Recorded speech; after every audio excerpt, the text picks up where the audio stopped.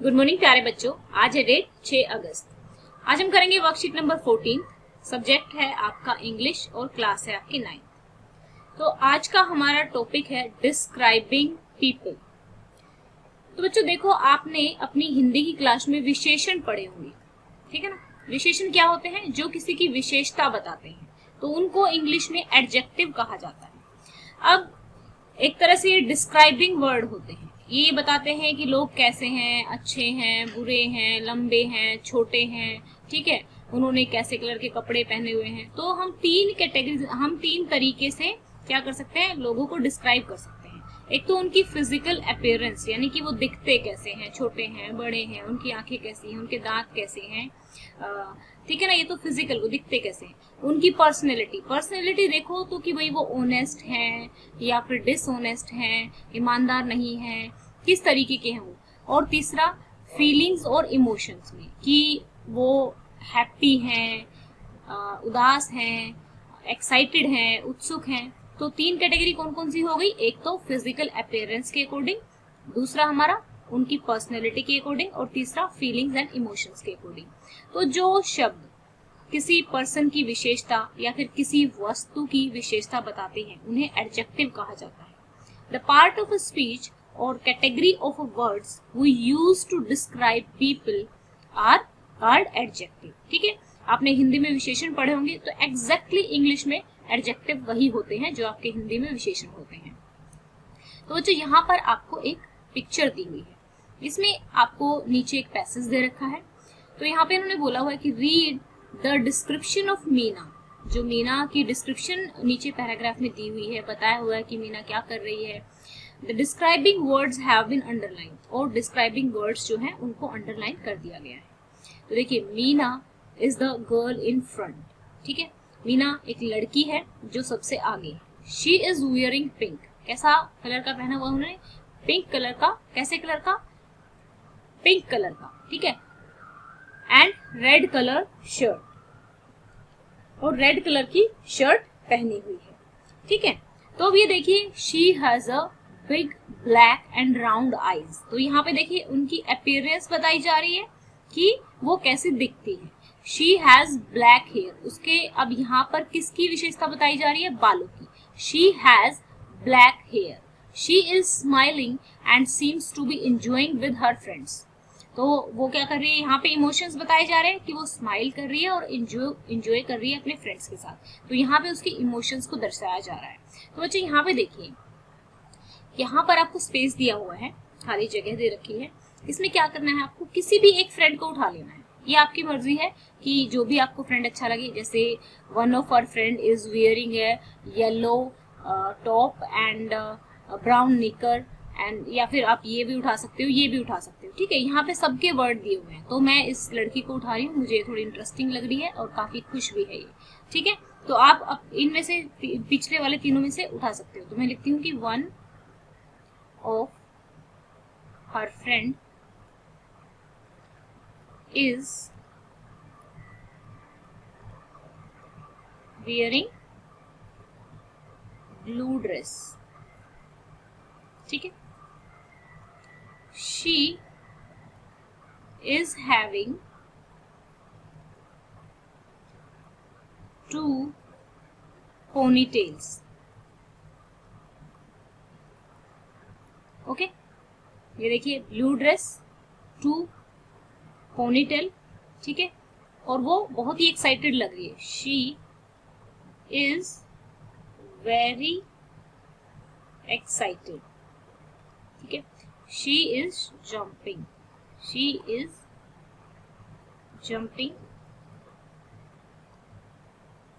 तो ये देखिए, मैंने बहुत इजी आपके 3-4 सेंटेंस लिए हैं। तो इसी तरीके से आपको क्या करना है, इसमें से जैसे कि यहाँ पर अगर आप इस लड़के को डिस्क्राइब करोगे तो कहाँ से उठाओगे? येलो शर्ट उठाओगे, ठीक है।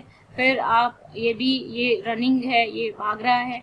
तो आप जो भी वर्ड्स आप सेलेक्ट करेंगे, तो जैसे इसने ब्लू शॉर्ट्स डाले हुए हैं, ठीक है ना, और ब्लू कलर का कुर्ता डाला हुआ है, तो आप इनमें से कोई भी फ्रेंड मीना का उठा सकते हैं और उसको डिस्क्राइब कर सकते हैं। तो आज की वर्कशीट में आपको यही काम दिया हुआ था कि डिस्क्राइब करना था। और दूसरा ये चीज आपको याद रखनी है कि एडजेक्टिव क्या होते हैं, जो किसी भी वस्तु की ऑब्जेक्ट की, प्लेस की, पर्सन की विशेषता बताते हैं। ठीक है, अगर देखा जाए तो एडजेक्टिव हमारे कई तरीके के होते हैं। जैसे आपने हिंदी में पढ़ा होगा विशेषण कैसे होते हैं, गुणवाचक होते हैं, परिणामवाचक होते हैं, तो उसी तरीके से इंग्लिश में भी होते हैं।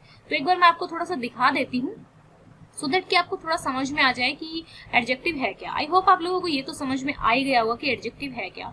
अभी हो सकता है आपकी वर्कशीट इसी कंटिन्यूएशन में आए, वर्कशीट जो एडजेक्टिव है उसके पार्ट्स, डिफरेंट पार्ट्स हम करें। तो यहाँ पर आपका इस वर्कशीट का मोटिव ये है कि आपको ये समझ में आ जाए कि एडजेक्टिव होते क्या है।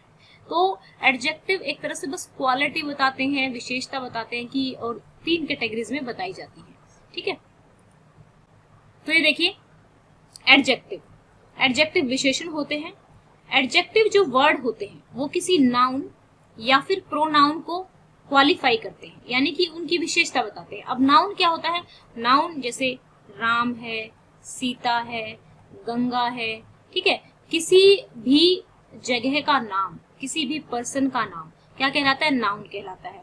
अब नाउन और प्रोनाउन, नाउन तो आपको समझ में आ गया कि भाई किसी जगह या फिर किसी वस्तु का नाम क्या हो गया, नाउन हो गया। अब प्रोनाउन क्या है, जैसे आपने लिखा राम गाता है, राम स्कूल जाता है, राम खाना खाता है। तो मैं यहाँ क्या कर सकती हूँ, बार बार राम ना यूज करके मैं क्या कर लूँ, यहाँ पे लिख लेती हूँ राम गाता है, वह स्कूल जाता है, वह खाना खाता है। ठीक है, इनको हटा के, तो ये जो वह है ना, ये हमारा प्रोनाउन है, यानी कि नाउन की जगह यूज होने वाले जो शब्द होते हैं वो प्रोनाउन होते हैं, ये आपको पता होगा। तो अब जो नाउन है या फिर जो प्रोनाउन है, ठीक है, उसकी जो विशेषता बताएगा वो क्या कहलाएगा, एडजेक्टिव कहलाएगा। जैसे यहाँ पे बोला Ram is a good boy, Ram कैसा बॉय है, किसकी विशेषता बता रहा है, अच्छा लड़का है। ही इज इंटेलिजेंट, वो कैसा है, इंटेलिजेंट है। तो देखिए राम क्या है, यहाँ पे नाउन है क्योंकि एग्जैक्ट नाम यूज हो रहा है। ही क्या है, राम की जगह यूज हो रहा है तो ये प्रोनाउन है। तो इसकी विशेषता क्या बता रहा है, गुड और इंटेलिजेंट, इसकी विशेषता बता रहे हैं कि राम कैसा है, बहुत अच्छा लड़का है, और वह कैसा है, वह की विशेषता वह बहुत इंटेलिजेंट है। तो देखो जो एडजेक्टिव वर्ड्स होते हैं 8 प्रकार के होते हैं, ठीक है ना, 8 प्रकार के होते हैं। एडजेक्टिव ऑफ क्वालिटी, ठीक है, प्रॉपर एडजेक्टिव, ठीक है, एडजेक्टिव ऑफ क्वांटिटी की कितनी मात्रा है। जैसे आप कहोगे कि आप किसी से पूछ रहे हो कि कितना दूध चाहिए, आप क्या बता रहे हो कि दूध कितना चाहिए। ठीक है, फिर संख्यावाचक, कितनी बुक्स चाहिए, demonstrative adjective, distributive adjective, interrogative adjective, possessive adjective. तो ये नाम थोड़े आपको भारी भरकम लग रहे होंगे, एक बार आप समझ लोगे तो समझ में आएगा। ठीक है, तो पहले पार्ट में हम चलते हैं। पहले पार्ट में क्या है, वह एडजेक्टिव जो नाउन का गुण बताए, यानी कि वो बैड है, गुड है, ऑनेस्ट है, ईमानदार है, या फिर चोर है, गुण बताए, दोष बताए, या उसके रंग रूप को बताए, तो उसको क्या कहते हैं, गुणवाचक, यानी कि एडजेक्टिव ऑफ क्वालिटी कहते हैं। जैसे एन ऑनेस्ट मैन, यहाँ पर ऑनेस्ट क्या है, गुणवाचक है। अब एडजेक्टिव ऑफ क्वालिटी 2 तरीके का हो सकता है, चलो ये नहीं करते हैं हम क्योंकि ज्यादा डीप में हो जाएगा, ये अगर जब फर्दर आपकी वर्कशीट आएगी तो तब करेंगे। तो यहाँ पर हम देख लेते हैं प्रॉपर एडजेक्टिव क्या होता है, जो सेकेंड टाइम हमने पढ़ी है। तो यहाँ पे का प्रॉपर नाउन से बनने वाले एडजेक्टिव को प्रॉपर एडजेक्टिव कहा जाता है। जैसे बुद्धिस्ट मोनेस्ट्री, ब्रिटिश रूल, यहाँ बुद्धिस्ट और ब्रिटिश प्रॉपर एडजेक्टिव है। ठीक है, अब यहाँ पे एडजेक्टिव ऑफ क्वांटिटी, तो मैंने बताया कि जैसे some milk, enough oil, sufficient sugar, some है, इनफ है, यहाँ पे क्या बता रहा है, क्वांटिटी बता रहा है एक तरह से कि कितना, थोड़ा सा मिल्क, काफी, इनफ काफी तेल, सफिशिएंट मतलब सफिशिएंट होता है कि काफी मात्रा में, तो एवं नो एडजेक्टिव क्वांटिटी। ठीक है ना, तो यहाँ पे ये क्या कर रहे हैं, एग्जैक्ट तो क्वांटिटी नहीं बताई है, ठीक है, नो मैनर्स, उसमें बिल्कुल ही मैनर्स नहीं है। तो यहाँ पे क्वांटिटी क्या है, यहाँ पे क्वांटिटी बता रखी है कि कितना मिल्क है, सम, कितना ऑयल है, इनफ है, भाई कैसी शुगर है, कितनी शुगर है, सफिशिएंट है। अब आता है एडजेक्टिव ऑफ नंबर। आप कहो कि भाई जिसमें दो तरीके के होते हैं, एक तो डेफिनेट हो जाता है और एक इनडेफिनेट हो जाता है। जैसे आप कौन सी क्लास में पढ़ते हो, अब आप क्लास क्या है, क्लास हमारा क्या हो गया, नाउन हो गया। तो कौन सी नाउन की विशेषता, कौन सी क्लास में हो, 5th क्लास में, ठीक है। बॉयज, बॉयज कितने हैं, 5 हैं। तो ये तो क्या हो गया, निश्चित हो गई। इनडेफिनेट में क्या हो गया, फ्यू गर्ल्स, यानी कि कुछ लड़कियां, सेवरल बॉय, कुछ लड़के, ठीक है। ये हमारा क्या हो गया, एडजेक्टिव ऑफ नंबर्स हो गया। अब हम चलते हैं, इसके फर्दर पार्ट में नहीं जाएंगे, ज्यादा डिटेल में हो जाएगा। अब डेमोन्स्ट्रेटिव नाउन, जैसे ये कहे कि ये बुक उसकी है, वो पेन उसका है, ठीक है ना। ये लड़का, वो group, this boy, that group, जो किसी चीज की तरफ इशारा करते हो, ठीक है। दोज कंट्री, जैसे कि हम कहें कि जो वेस्टर्न में कंट्रीज हैं, यूएसए वगैरह, वो those countries are very rich, ठीक है ना। तो एक किसी मतलब जो दूर की चीज है उसकी ओर इशारा कर रहे हैं। दिस, दैट, दिस, दोस के तुरंत बाद ही नाउन है, तो ये शब्द डेमोन्स्ट्रेटिव एडजेक्टिव होंगे, और इसके तुरंत बाद वर्ब है तो ये डेमोन्स्ट्रेटिव प्रोनाउन होंगे, ठीक है। तो ये सिर्फ आपको समझ लेना है बस एक बार, ताकि अगली वर्कशीट में हमारा थोड़ा डिटेल में आए तो हम समझ सके कि क्या है। अब डिस्ट्रीब्यूटिव एडजेक्टिव ये हम अगली क्लास में करेंगे, ठीक है ना। आपको सिर्फ 5 ही करने हैं। 5 में हमने क्या क्या किया है एक बार देख लेते हैं। पहले हमने देखा डेमोन्स्ट्रेटिव एडजेक्टिव, यानी कि जो संकेत करते हैं कि भाई ये तेरा है, ये पेंसिल है, ये किताब है, दिस, दैट, ठीक है ना। दैट व्हाट्सएप ग्रुप, दैट, इस तरीके से जिसकी तरफ इशारा करें। फिर हमने बात की कि भाई जो क्वांटिटी, यानी कि परिणाम वाचक जो होते हैं, कि भाई एक में तो क्या होता है हमारा कि भाई इनफ है, सम है, एडजेक्टिव नंबर में नंबर बताएगा, और नंबर कई बार तो क्या कैसे बताएगा कि भाई एग्जैक्टिव बता देगा, डेफिनेट होंगे, और कई बार इनडेफिनेट होंगे।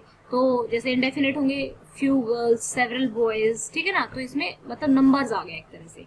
फिर हमने क्या किया था, प्रॉपर एडजेक्टिव, ये हमारा प्रॉपर एडजेक्टिव था। उसके बाद हमने क्या किया था, एडजेक्टिव ऑफ क्वालिटी, कि भाई ऑनेस्ट है, डिसऑनेस्ट है, बैड है, फेयर है, ब्लैक है, कैसा है, ठीक है। तो ये हमारे हमने 5 तक कर लिए हैं आज। जैसे ही अब आपकी आगे हमारी वर्कशीट आएगी तो हम अच्छे से कर पाएंगे इसको, ठीक है बच्चों। तो आई होप आपको एडजेक्टिव समझ में आ गया होगा, ठीक है। अगर आपको ये वाली चीज नहीं भी समझ में आए ना तो कोई बात नहीं, आपको अपना वर्कशीट अच्छे से समझ में आना चाहिए, क्योंकि जब फर्दर वर्कशीट्स आएंगी तो हम अच्छे से इसको समझ पाएंगे। अगर आपको वीडियो अच्छा लगा हो और मेरे समझाने का तरीका अच्छा लगता हो तो कमेंट करके ज़रूर बताएं। दूसरा, वीडियो को ज़रूर लाइक करें ताकि ये और बच्चों तक पहुंच पाए, जो बच्चे महंगी ट्यूशन फीस नहीं दे पाते हैं उन तक ये पहुंच पाए। और कुछ बच्चे बोलते हैं कि मैम हमने सब्सक्राइब बटन भी दबा रखा है, बेल आइकन भी दबा रखा है, लेकिन फिर भी नोटिफिकेशन नहीं मिल रहे हैं। तो बच्चों बहुत सारी वीडियो डलती हैं, तो इस वजह से कई बार आपकी वीडियो जो होती है आपको नहीं मिल पाती है, तो फिर आप कमेंट में बोलते हो कि मैम ये वीडियो नहीं डली है क्या। तो बच्चों क्या करो, आपकी बेल आइकन आपने प्रेस कर रखा है, और अगर ये 2 चीजें नहीं है, ये 2 नहीं बने हुए, तो इट मीन्स कि आपने ऑल नोटिफिकेशन ऑन नहीं कर रखे हैं। तो आप इस ऑल नोटिफिकेशन को ऑन कर लो ताकि आपके पास सभी वीडियोस के नोटिफिकेशन आ सके। दूसरा तरीका क्या है, आपको नहीं ऑन करने सारे नोटिफिकेशन, तो जूम एजुकेशन के नाम से ही आपका क्या है, चैनल है, टेलीग्राम चैनल, ठीक है। तो ये मैं नहीं चाहती हूँ, क्योंकि पेरेंट्स के फोन में ऑलरेडी इतने सारे ऐप होते हैं, तो आप लोग एक और ऐप डालोगे। बट अगर आपको सारे नोटिफिकेशन नहीं चाहिए तो जूम एजुकेशन का टेलीग्राम चैनल है, जैसे ही वीडियो डलती है साथ के साथ वहां पर हम उसका लिंक शेयर कर देते हैं, ठीक है। तो आपको ढूंढने में आसानी रहेगी। आप ज्वाइन करना चाहे तो ज्वाइन कर सकते हैं, चैनल को सब्सक्राइब करना चाहे तो सब्सक्राइब कर सकते हैं, क्योंकि यहाँ पर मैं कोशिश करती हूँ कि चीज़ों को बहुत अच्छे से एक्सप्लेन किया जाए, ठीक है, ताकि इजी से इजी मैनर में हर बच्चा इस चीज़ को समझ सके, ठीक है। जैसे मैंने नाउन समझाया, प्रोनाउन समझाया, और ये चीज़ मैं बिल्कुल नहीं देखती हूँ कि वीडियो छोटी होगी, बड़ी होगी, जब तक वो टॉपिक अच्छे से मेरे मन में सेटिस्फेक्शन नहीं आ जाता कि हाँ ये बच्चों को समझ में आ जाएगा, तब तक मैं उस वीडियो को पूरा करती हूँ। तो आई होप आपको ये अच्छा लगा होगा। Thank you, have a nice day, may God bless you.